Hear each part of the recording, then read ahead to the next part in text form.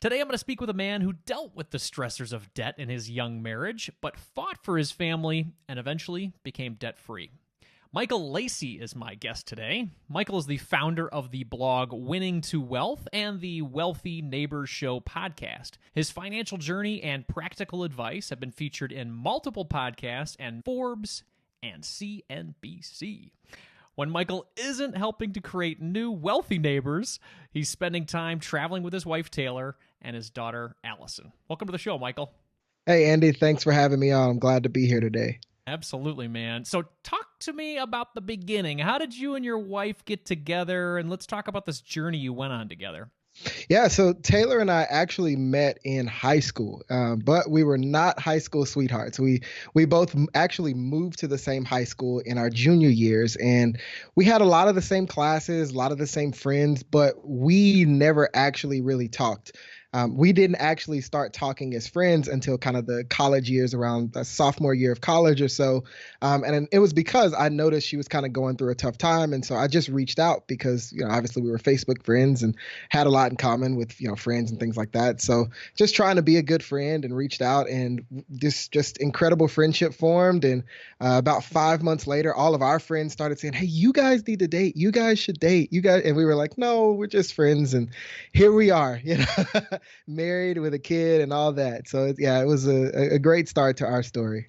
Well, there are so many Mark Zuckerberg formed relationships. I just have to thank Mr. Zuckerberg today, because that's actually how I connected with Nicole, too. Started checking her out on Facebook because she was living with one of my old friends from high school. Thought she was hot, so I started texting with her on Facebook, and then it just went from there. Absolutely. So we got to thank Mr. Zuckerberg every once in a while, right? Absolutely. Absolutely. Well, very cool. So talk to me about how you guys, when you guys got married, what was your financial situation? How did that look at that time?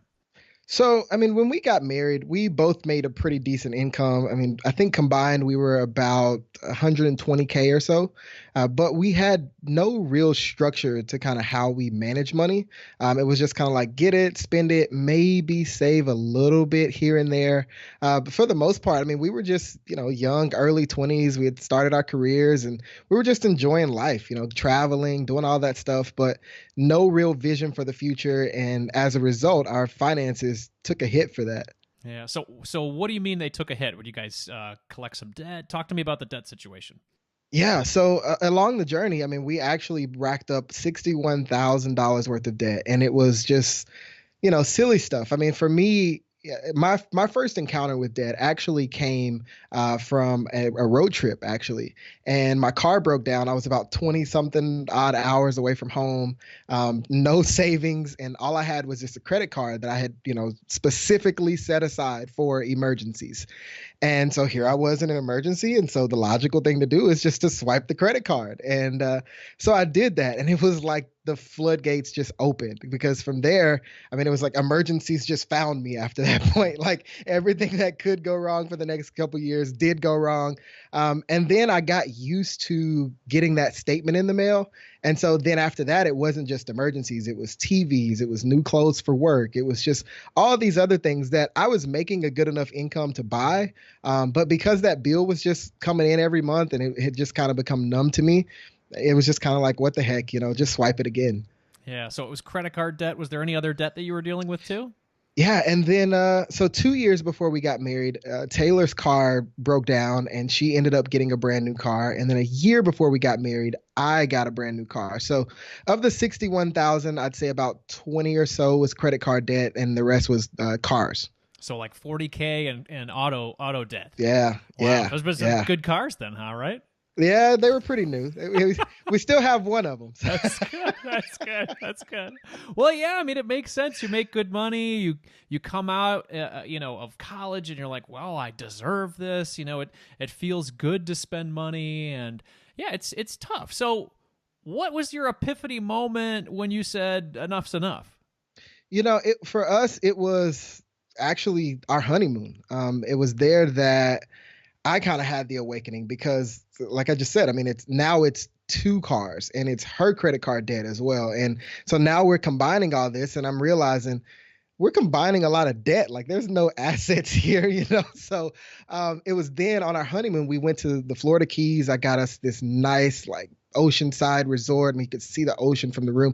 Oh, it was just decked out and we had all these activities planned. And while we're there, I'm thinking, man, we can't really afford this trip. Like we're going to all these nice dinners and doing all this. And so what the moment for us was we had a snorkeling trip planned, and that was a big reason why we decided to go there. And so it starts raining. We get on the boat, we go out, and the guy's like, "Hey, hop back on the boat. We got to go. It starts raining." So we get back to the shore, and he goes, "Hey, I can either give you a refund or you can just reschedule it." And so me kind of having the thoughts that I'd been having was like, we'll take the refund. And my wife was not happy about that decision, my friend. And that led to a big argument on our honeymoon about money. And it was then that we actually had our first real conversation about her debt, my debt, and we laid it all out, which is a strategy I don't recommend. I recommend you have that conversation before actually getting married. What was going through your head at that point when you said refund? You said you were starting to feel like, what are we doing? Did it feel fake to you? Did you feel like you were on a trip that you didn't deserve or something? Well, what do you think? It was just like knowing that when we get home, we have bills and we have real life responsibilities that we have to cover. And just kind of looking at getting there with the flights, the luxury resort and all the meals, it was adding up really fast. And so I just felt like, man, I don't really want to put us in a bad spot when we get home and we have things that we have to do. But instead of being open and honest about that, I started doing kind of little stuff like, we'd be at dinner and my wife would be like, "Oh, I think I want to order the steak." And I'd be like, "The salad looks really good here. How about you try that?" It's like, little things like that. And so it all came to a head there. And so my logic was just, look, if I have an opportunity to save a little money on this trip by getting the refund instead of rescheduling it, I'm going to go for it. And I wasn't thinking about how she would react to that. Yeah, yeah. So how did you guys resolve that one of your first married arguments then? Yeah. No, I mean, it really was. It was just me opening up and just being like, look, okay, when we get home, we have this new house that we've moved into a new house like 2 weeks before we got married, way more house than we could afford. And so we have this new house. We've got 2 car payments. We're both barely getting by as it is. And so just all the decisions that we had made around our wedding, like again, getting the new house and the cars and all that, it was the first time that I'd actually realized, like, okay, this is the mess that we found ourselves in. And so once I was able to actually open up and say, okay, this is how I feel about this, I don't feel comfortable spending this much because we have these responsibilities.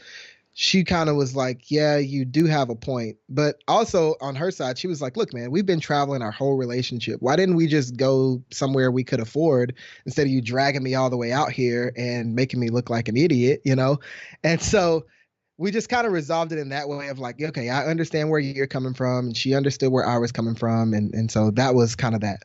Yeah, it's funny because you have in your mind, or a lot of people have in your mind, when you get married, you want to do those big things. You want to go do something incredible, and then when you get there, you're like, oh wait, this place is pretty damn expensive. How about the salad, right? Yeah. I feel you, man. We're laughing. We're laughing together. So we can laugh about it now, but exactly, it was not funny then. Well, it's tough because you want to do those great things. You want to make these memories with your brand new bride and say, this is the epic adventure we went on, and throw it up on Instagram for everybody to see, right?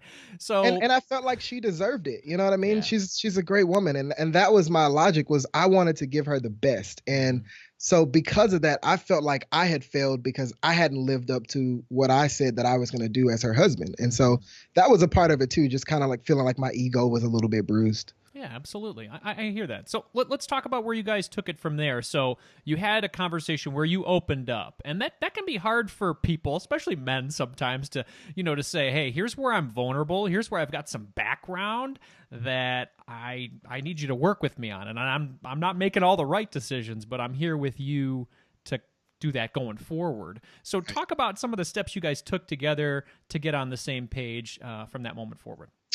Well, I wish I could say that, we sang Kumbaya on the honeymoon and came home and everything was great, but that just wasn't our reality. So on the honeymoon, I start actually doing research on the honeymoon. I'm Googling like how to pay off cars fast and like how to get out of credit card debt. And I stumble across Dave Ramsey and another guy, Jerem Person Lynn of Brass Knuckle Finance. And so I'm like consuming all their blog posts and podcasts and like everything I can find while we're on the honeymoon, like at night when she's asleep and stuff. And so like I'm looking over her like towards the end of the honeymoon and I'm like, I think we can get out of debt. I think we can pay this stuff off. And so I get home and I've got the budget, I've got the spreadsheet. I mean, everything's all done and I hand it to her and she's like, "No, I'm not doing this. Like, this is ridiculous." Like, everything that we had done up to that point was travel and we had built our relationship on all these fun things. And here I was kind of taking a shot at all that, saying, we're going to just cut all of that out so that we can reach this goal. And so my wife was like, no, that's not worth it for me. I'll just continue living this life that we have. I mean, it wasn't uncomfortable. And so that was kind of the beginning of it. And it wasn't again until I again became a human and put down the spreadsheets and said, look, this is really bothering me and I'm struggling with this uncertainty of not knowing how we're gonna navigate this thing and feeling like I'm not a good provider. And so it was then that she kind of saw the human side of it outside of the budget and the spreadsheet, and she was like, okay, her being the person she is, she was just like, yeah, let's work together on this. Let's find a solution that actually works for both of us and not just you, right? And so from there, we just started kind of chipping away at, okay, what would we want our lives to look like if we didn't have this hanging over our head? And from there, we kind of came together and created a plan and a vision for how we wanted our future to look.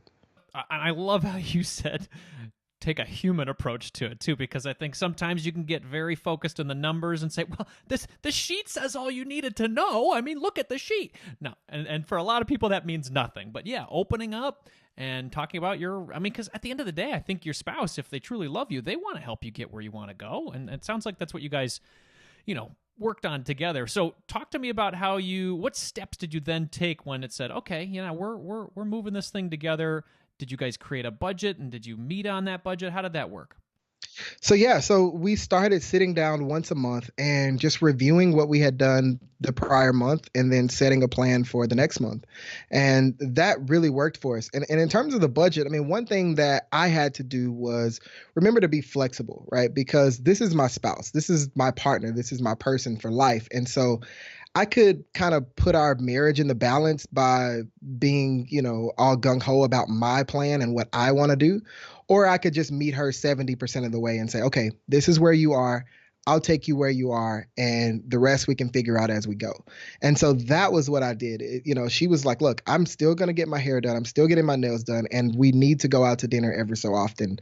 And I was like, you're right. Okay, let's do those things. And so we just built that stuff into our spending plan every month. And, she got what she wanted, and I got what I wanted in terms of progress towards debt elimination.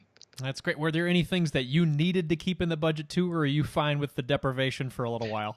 No, I was totally fine. I just wanted it done. Like I was like, let's go. Whatever we got to do, I'll cut everything of mine so you can have whatever you want, and we'll just make it work. Yeah, I hear you, man. I hear you. So talk to me about that journey then. You guys made a plan. You said, all right, here's where we're going to, we got to make sure we keep these things in. What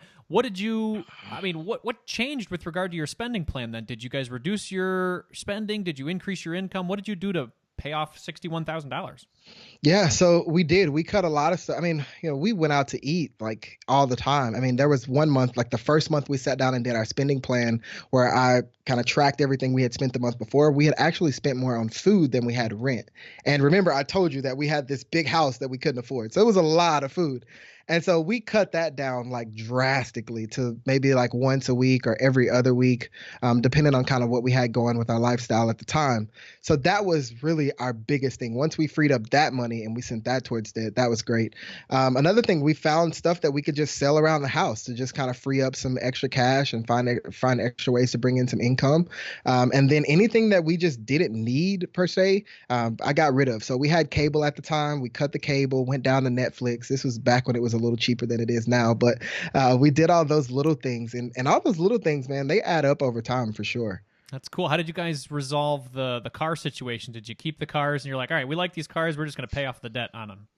Yeah, so we did. We kept both cars, and we just said, you know what, we're just gonna pay them off. I mean, because for me, I work in an outside sales role, and at that time, I was going pretty much all over Texas, and so I was like, you know what, I don't want to sell this car and get a a couple years older car and then be fixing it all the time and have my work be interfered with and all that kind of stuff.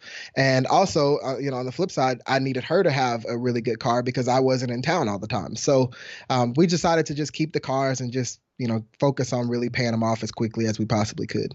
Excellent. Well, it sounds like you guys were partnering well and you made some decisions on ways to decrease your income. Did you guys come across any roadblocks during your journey to this debt freedom? Yeah, a big one. I actually lost my job 8 months into the journey. Yeah, that's the biggest journey. And so, um, so we go. Again, I'm in sales. I'm one of the top sales reps in the top market unit in this global company. And so I'm thinking I've got job security for life. And I take a few days off to just kind of breathe and relax. And while I'm on my vacation, I get a phone call and it's like, hey, we need you on a conference call at 8 a.m. tomorrow. It's like, okay, whatever. Get on the conference call and they basically tell us, hey, we're restructuring and some of you guys won't have jobs in 6 weeks. And I was one of the lucky ones that didn't have a job in 6 weeks. And so another part of that was my wife actually has lupus, which is an autoimmune disease. And one of the triggers for that is stress.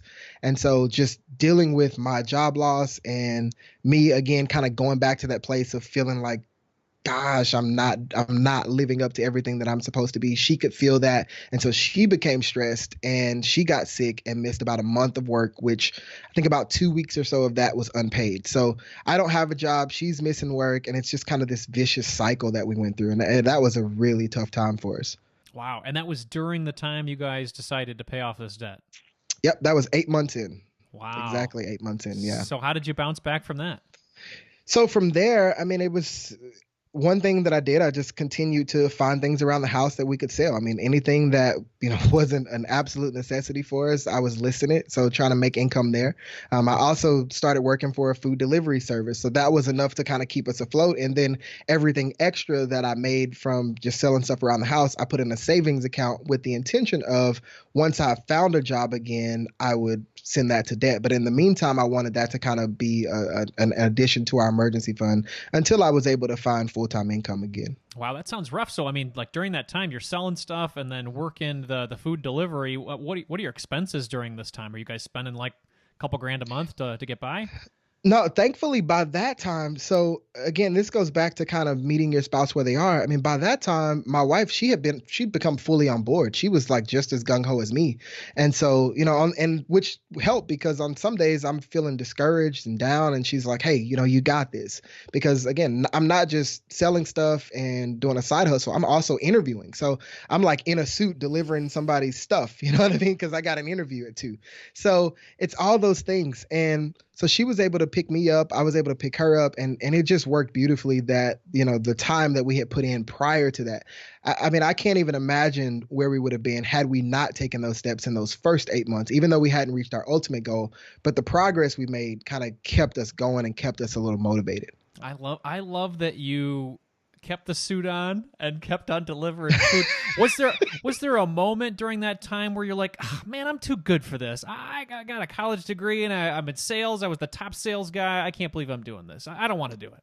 Yeah, every day. I felt like that every single day. I mean, let's just put it plainly. I mean, it's humbling, to go from where I was. And like I said, we were making good money. We were crushing our debt. We're building our dream life. And then to get 8 months into that journey and feel like everything is collapsing around you, not just losing my job, but my wife's health and she's not working and, all these other things. And it's like, okay, will we be able to have kids because she has this autoimmune disease and just all these other thoughts and feelings that come into your head around that time. So yeah, it was, I mean, almost every single day, it was a struggle and a grind for me for sure. What did you do to keep yourself motivated? Man, I'll tell you, I really leaned into my wife, and we really leaned into each other. I feel like that time period in our marriage was really pivotal for us because since then, going through that, it's like nothing compares to that. We've not experienced anything like that. And so, anything that comes up now, it's like, okay, we can have a brief conversation. We can talk about anything. We can lay our feelings and emotions out there. And it's just kind of unified us as a couple. So that was the big thing for me is we just kind of leaned into each other and we're like, you know what? If you're not quitting, I'm not quitting, and we'll just keep plugging away at this thing every single day, little by little. That's great. I love that partnership. So talk to me about the day you guys were able to pay off all this debt. When did you get there? How long did it take? Talk to me about that. So that was February of 2016, and that was almost 6 months, 16 months to the day after our wedding day.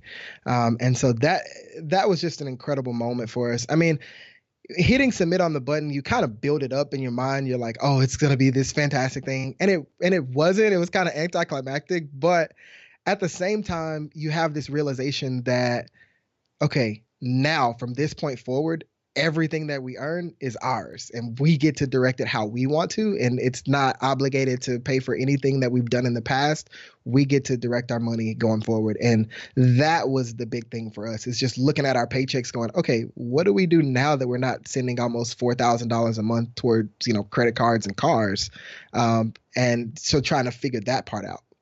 Talk to me about what you guys did with that money then. So you had all that extra money. What did you guys do with it?